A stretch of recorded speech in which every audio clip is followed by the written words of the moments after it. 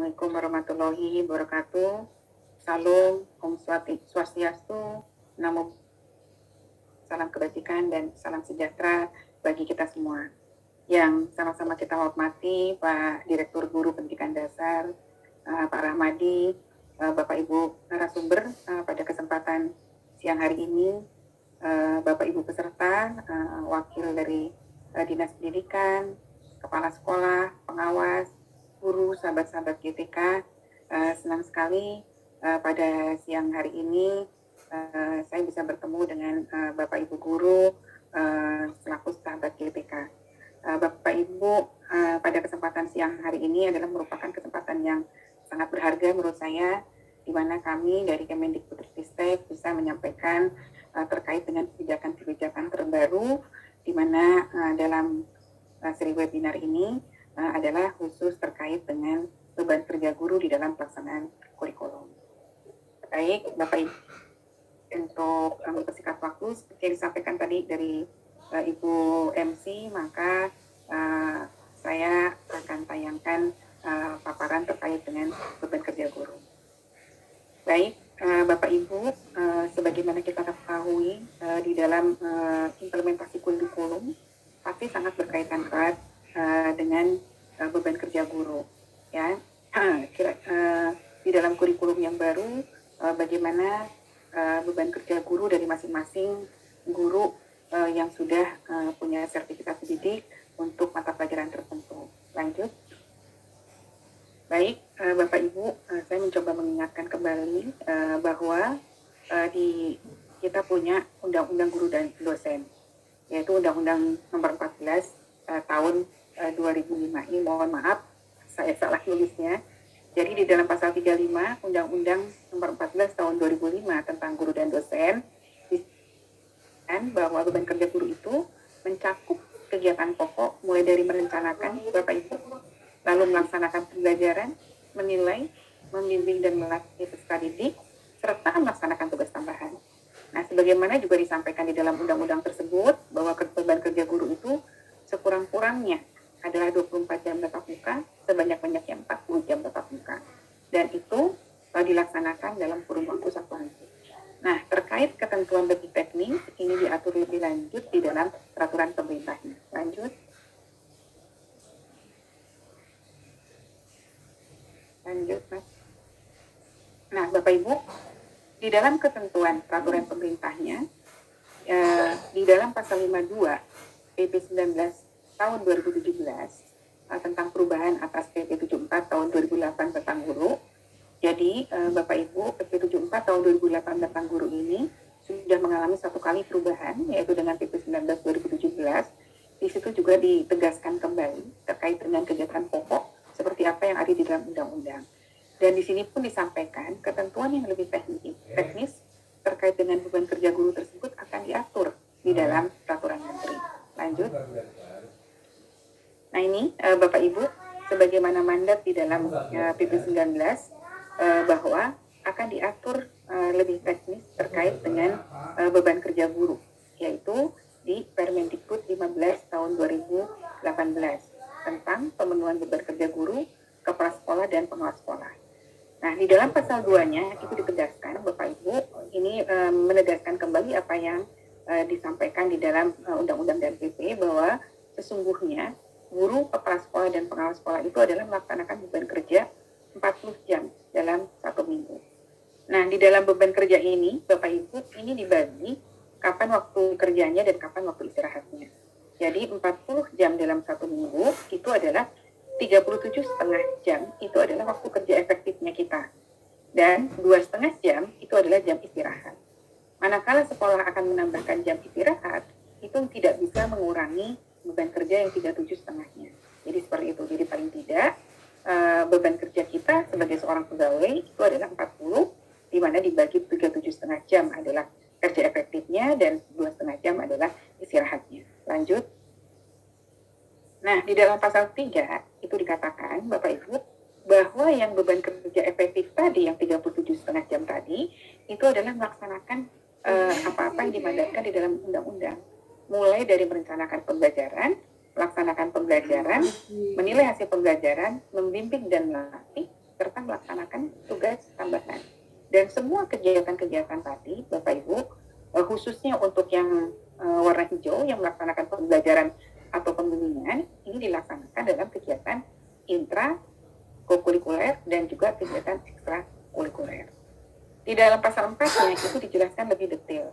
Ya, jadi tugas guru merencanakan pembelajaran itu meliputi yaitu mulai pengkajian kurikulum, pengkajian program tahunan, juga bagaimana membuat rencana pelaksanaan pembelajaran, dan juga pembimbingan sesuai dengan standar proses seperti itu.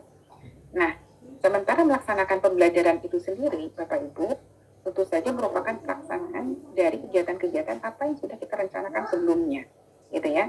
Jadi di dalam ayat 2-nya itu melaksanakan pembelajaran itu adalah melaksanakan kegiatan-kegiatan yang sudah tertuang di dalam RPP ataupun RPL bagi guru bimbingan yang Bapak Ibu sudah buat. Lanjut. Nah, pelaksanaan pembelajaran tadi Bapak Ibu inilah yang merupakan beban kerja yang harus dipenuhi paling sedikit 24 jam tatap muka sampai dengan paling banyak 40 jam. Begitu juga bagi ibu-ibu, Bapak Ibu yang sebagai guru ataupun Bapak Ibu yang sebagai pembimbing teknologi informasi komunikasi, itu beban kerja setahunnya itu harus menampung 5 rombel dalam 1 tahunnya. Lalu pelaksanaan kegiatan berikutnya adalah menilai hasil pembelajaran atau pembimbingan Bapak Ibu, dan juga bagaimana membimbing dan melatih peserta didik dalam kegiatan-kegiatan ko dan ekstrakurikuler. Nah, di samping kegiatan-kegiatan tadi, Bapak Ibu, ada juga yang disebut dengan tugas tambahan guru. Dan tugas tambahan ini tentu saja merupakan tugas tambahan yang melekat pada pelaksanaan tugas pokok, gitu ya. Jadi ada dari Bapak Ibu ini yang diangkat sebagai wakil kepala sekolah, ada yang diangkat sebagai ketua program, kepala perpustakaan, kepala laboratorium, bengkel atau unit produksi pada sekolah menengah kejuruan, ataupun sebagai pembimbing khusus, ataupun ada tugas-tugas tambahan lain yang tidak termasuk dalam huruf A sampai E tadi yang saya sebutkan. Seperti itu. Nah, tugas-tugas tambahan yang A sampai E tadi dilaksanakan di sekolah Bapak Ibu, bukan di Sapinka lainnya.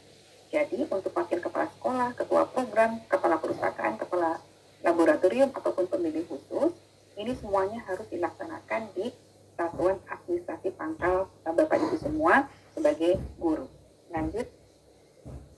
Nah, Bapak Ibu, tugas tambahan yang tadi saya sebutkan dari huruf A sampai E tadi sebagai wakil kepala sekolah, sebagai kepala perpustakaan dan sebagainya, itu dapat diekuivalensikan 12 jam tatap muka, ataupun bagi guru bimbingan konseling, maka ini dapat diekuivalensikan mengampu 3 rombongan belajar dalam 1 tahun. Seperti itu. Nah, tugas tambahan sebagaimana dimaksud tadi itu diekuivalensikan dengan 6 jam tatap muka. Jadi untuk tugas tambahan yang tidak saya sebutkan tadi, di luar huruf A sampai dengan E yang wakil kepala sekolah, kepala laboratorium, itu diakui 6 jam tatap muka. Lalu tugas tambahan lainnya yang tidak termasuk wakil kepala sekolah tadi, apa saja sih yang dapat diakui 6 jam? Yaitu adalah Bapak Ibu yang bertugas sebagai wali kelas, sebagai pembina OSIS, sebagai pembina ekstrakurikuler, sebagai koordinator PKB, sebagai guru piket, sebagai ketua LSPPI P1, sebagai penilai kinerja guru, sebagai pengurus organisasi atau asosiasi profesi guru, dan atau Bapak Ibu kalau mendapat tugas sebagai tutor pada pendidikan jarak jauh. Maka beban-beban ini dapat diakui Bapak Ibu mengampu 6 jam tatap muka. Seperti itu. Lanjut. Nah, Bapak Ibu, tugas tambahan lain tadi, ya, yang dari huruf A sampai huruf G yang saya sebutkan tadi, semua dilaksanakan pada satuan administrasi pangkalnya. Nah, tugas tambahan ini, Bapak Ibu, dapat dihitung sebagai pemenuhan jam tatap muka sesuai dengan ketentuan peraturan perundang-undangan. Seperti itu. Dan sekali lagi, Bapak Ibu, tugas tambahan lain yang tadi, itu diekuivalensikan secara kumulatif. Misalnya Bapak Ibu sebagai guru piket, lalu Bapak Ibu sebagai wali kelas, Bapak Ibu sebagai pengurus organisasi itu bisa dijumlahkan secara kumulatif dan paling banyak jam tatap muka. Nah, pelaksanaan 2 atau lebih tugas tambahan yang tadi saya sebutkan Bapak Ibu oleh guru bimbingan konseling ataupun guru TIK ini dapat diakui mengampu satu rombongan belajar per tahun. Nah, guru-guru yang mendapat tugas tambahan lain tadi ini wajib memenuhi pembelajaran tatap muka paling sedikit 18 jam tatap muka. Jadi sisanya Bapak Ibu guru-guru tersebut tetap harus memenuhi paling tidak 18 jam tatap muka. Ataupun bagi guru BK atau guru bimbingan TIK paling tidak dia harus memenuhi 4 rombongan belajar. Nah, dalam kondisi tertentu ternyata masih juga tidak dapat dipenuhi ya pemenuhan 18 jam tatap muka tadi. Maka guru-guru dimaksud dapat memenuhi dengan mengajar di tempat satuan pendidikan lain. Nah, satuan pendidikan lain itu harus ada zonanya. Zona yang ditetapkan oleh masing-masing dinas pendidikan sesuai dengan ketentuan peraturan perundang-undangan. Jadi guru-guru yang tidak dapat memenuhi beban mengajar tadi dapat memenuhi beban mengajarnya pada satuan pendidikan lain pada zonanya. Nah, guru mata pelajaran tadi Bapak Ibu melaksanakan kewajiban pelaksanaan pembelajaran paling sedikit 12 jam tatap muka per minggu pada satmingkalnya. Jadi paling tidak 12 jam tatap mukanya itu harus dipenuhi dulu di satmingkalnya. Maka sisanya itu dia bisa penuhi di satuan pendidikan lain sesuai dengan zona yang ditetapkan oleh masing-masing dinas pendidikan. Lanjut. Nah, Bapak Ibu, terkait dengan pemenuhan paling sedikit 24 jam tatap muka ini dapat bagi guru-guru yang dalam kondisi, Bapak Ibu, jadi ada guru-guru secara ketentuan minimum di dalam struktur kurikulum itu tetap nggak bisa dipenuhi, gitu ya, karena memang jam kurikulumnya itu hanya sedikit dan juga rombelnya cuma sedikit, sehingga dipaksakan pun guru tersebut tidak dapat memenuhi ketentuan 24 jam tatap mukanya. Jadi ini dikecualikan bagi guru tersebut, juga bagi guru-guru pendidikan khusus, guru-guru pendidikan layanan khusus, dan juga bagi guru-guru yang mengajar pada sekolah Indonesia luar negeri, seperti itu. Nah, pemenuhan pelaksanaan bimbingan konseling pun atau guru pembimbing TIK Bapak Ibu ini pun juga dapat dikecualikan dalam hal rombongan belajar dalam satuan pendidikan tersebut kurang dari 5 rombel. Maka bagi guru-guru tersebut pun dapat dikecualikan pemenuhan untuk mengajar di dalam 5 rombongan belajar dalam 1 tahun. Seperti itu. Lanjut.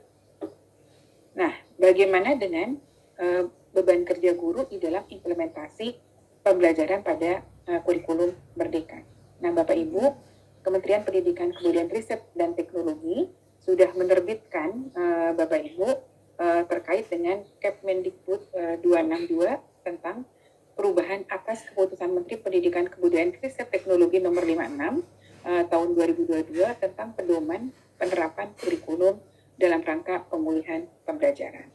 Nah, di dalam ketentuan ini pun ditegaskan kembali Bapak Ibu bahwa beban kerja guru pada satuan pendidikan pelaksanaan kurikulum Merdeka ini tetap mengacu pada ketentuan peraturan perundang-undangan yang mengatur mengenai beban kerja guru, kepala sekolah, dan pengelola sekolah yang tadi saya sebutkan, yaitu Permendikbud 15 tahun 2018. Nah, beban kerja pun sama, sesuai dengan ketentuan dari peraturan dimaksud, mulai dari merencanakan sampai dengan melaksanakan tugas tambahan yang melekat pada pelaksanaan kegiatan pokok.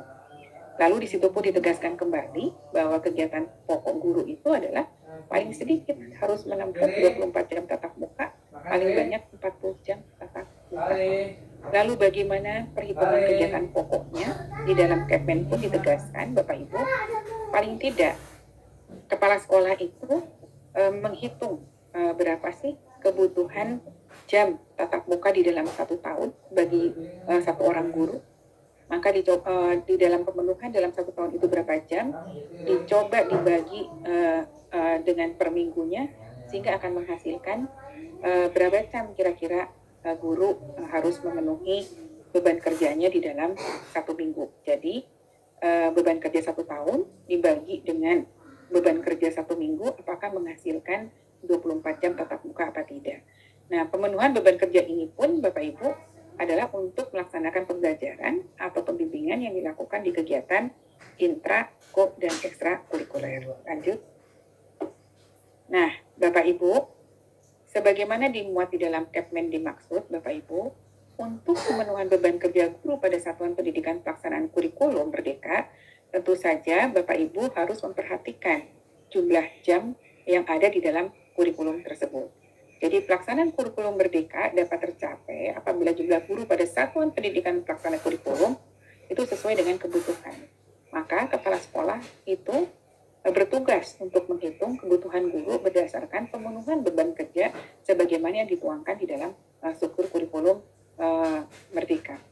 Nah, nanti Bapak Ibu, apabila tidak dapat terpenuhi 24 jam beban mengajarnya, maka barulah guru-guru tersebut diberikan tugas tambahan dan atau tugas tambahan lain yang terkait dengan pendidikan di satuan pendidikan. Jadi yang untuk nomor 1 tadi beban mengurangi beban kerjanya sampai dengan 12 jam, tapi kalau yang untuk nomor 2 itu adalah paling banyak 6 jam tadi. Nah, di samping itu juga bagi guru-guru berdasarkan Kemendikbud 262 yang bertugas sebagai koordinator proyek penguatan profil pelajar Pancasila, itu pun diakui pengurangan beban mengajarnya. Lanjut. Lalu apa sih sebenarnya tugasnya dari koordinator proyek profil Pancasila ini? Nah, Bapak Ibu yang ditunjuk nanti sebagai koordinator proyek, maka bertugas mengembangkan kemampuan ataupun kepemimpinan dalam pengelolaan proyek penguatan profil pelajar Pancasila di masing-masing satuan pendidikan. Dan bagaimana juga Bapak Ibu yang ditunjuk nanti mengelola sistem yang dibutuhkan oleh pendidik sebagai fasilitator proyek penguatan profil Pancasila. Di samping itu juga koordinator ini bertugas memastikan kolaborasi pembelajaran itu terjadi di antara pendidik dari berbagai mata pelajaran. Karena proyek ini bisa merupakan gabungan dari berbagai mata pelajaran, oleh karenanya koordinator ini harus memastikan kolaborasi pembelajaran terjadi di antara para pendidik yang menempuh masing-masing mata pelajaran tersebut.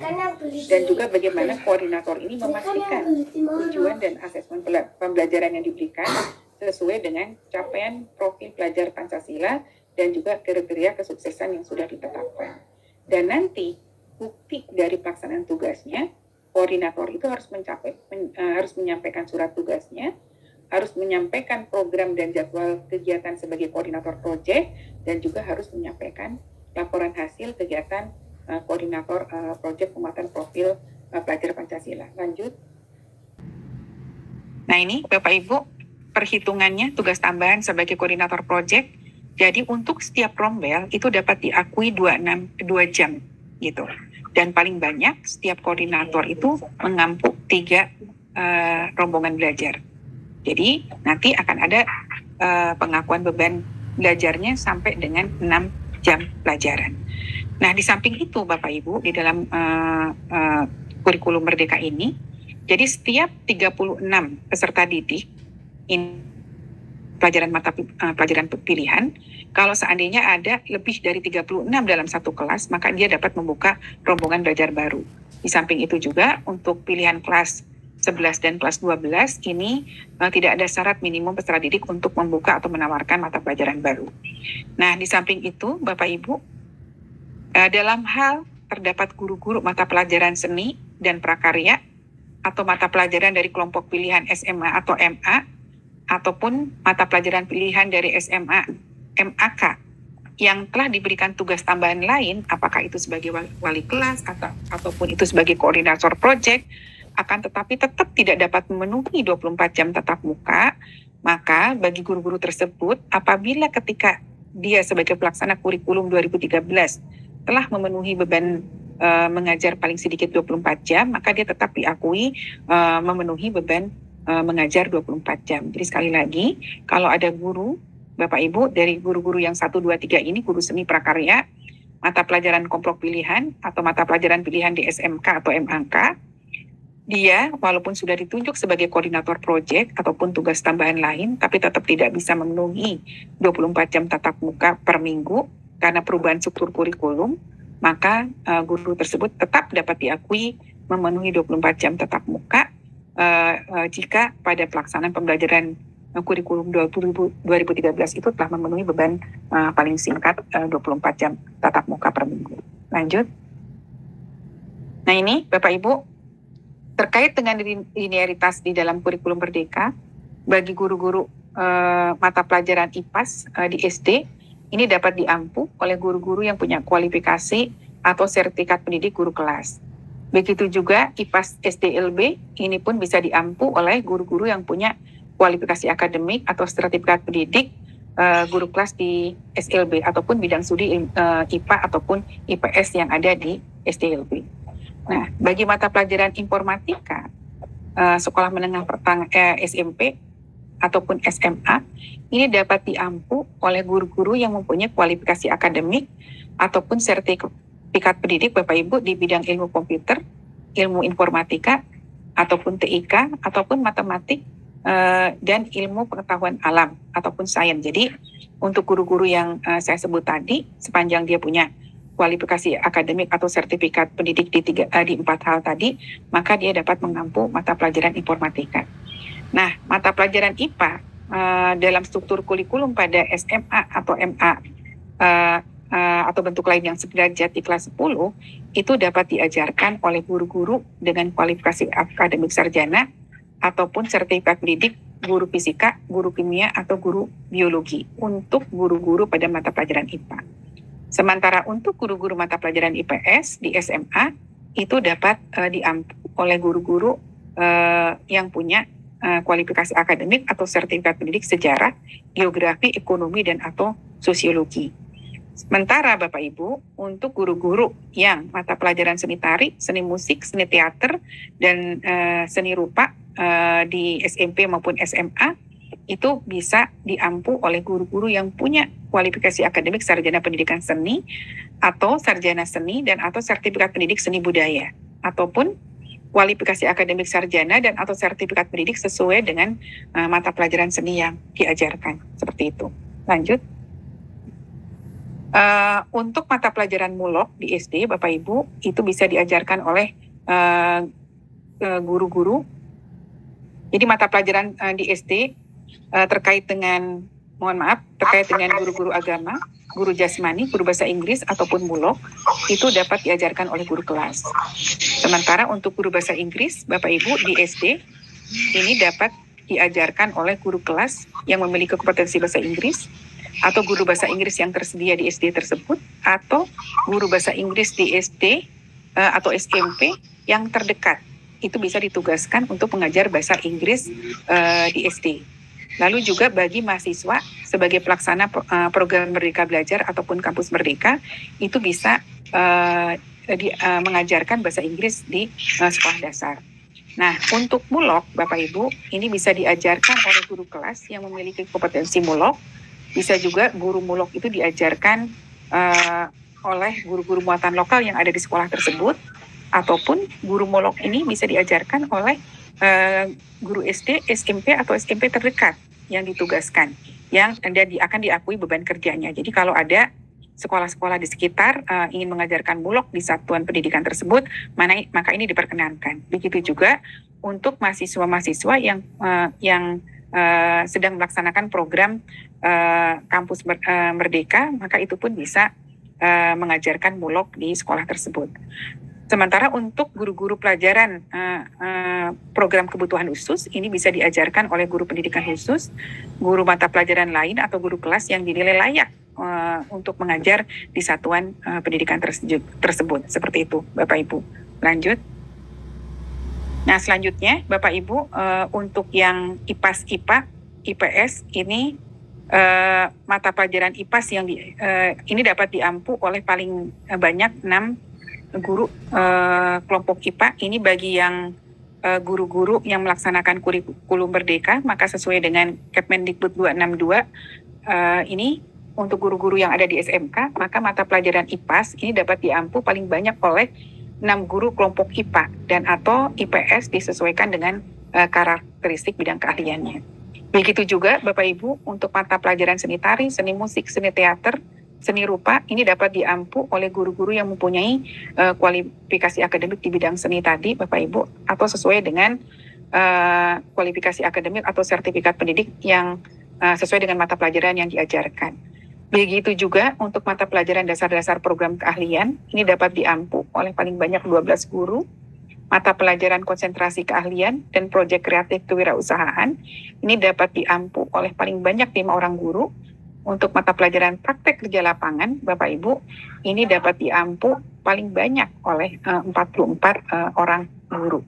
Sementara mata pelajaran pilihan dapat diajarkan oleh paling banyak 4 orang guru di kelas 11 dan paling banyak 6 orang guru pada kelas 12. Seperti itu. Lanjut. Demikian Bapak Ibu yang bisa kami sampaikan terkait dengan beban kerja guru.